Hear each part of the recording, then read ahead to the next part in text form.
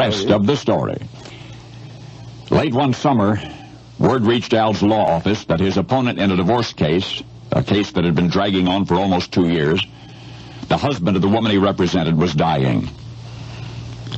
Al's colleagues said let it go. In a day or so it would be a testamentary matter. His client would inherit whatever the court might otherwise award, perhaps more. Let it go, everybody said, but Al would not let it go. His client, Eliza Bowen, had retained him in good faith. He would see this matter resolved as it had begun in divorce court. Nobody said aloud what everybody knew, that Al just plain wanted to win this case for a very specific reason. Now let's look at the case. Eliza Bowen, Rhode Island, one-time high-class hooker who began moving in increasingly lofty social circles. Before long, she'd met and married a wealthy man named Stephen Jamel, whose subsequent demise made her a very rich woman. She married again, a lawyer 20 years her senior. Nobody seemed to recall whose ardor it was that urged them to the altar. Some said the lawyer, by then in his late 70s, courted Eliza as fervently as a teenager. Others insisted that it was she who had pestered him into matrimony, but whichever happened, their bliss disintegrated rapidly after the vows were uttered. The lawyer, agog over his new wife's inherited wealth, promptly began spending as much of it as he could.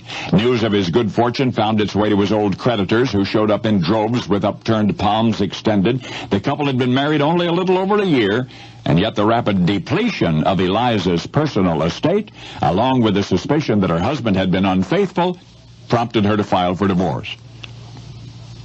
Friends advised you'll need a really good attorney. That's where Al came in. Al was a really good attorney.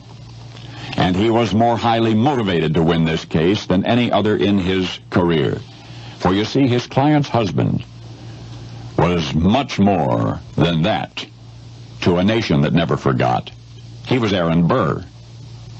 His client's husband was the Aaron Burr, one-time Vice President of the United States, who July 11 of 1804 had challenged and shot and killed the illustrious Alexander Hamilton in a duel. And the particular incentive of Eliza's divorce attorney, he was Alexander Hamilton, Jr. He was the son of the man Aaron Burr had shot to death 32 years before. That's why Eliza's lawyers had to pursue this case to the end, and they had to win it for Dad. And so on September 14, 1836, after years of trial and judicial deliberation, the divorce decree was entered and became final, and Eliza got it all. Eliza got it all. And just hours later, at 2 p.m. that same day, the notorious Aaron Burr slipped quietly away and was no more.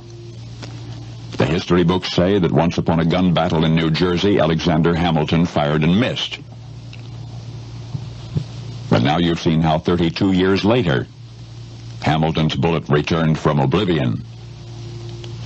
And this time it found its mark.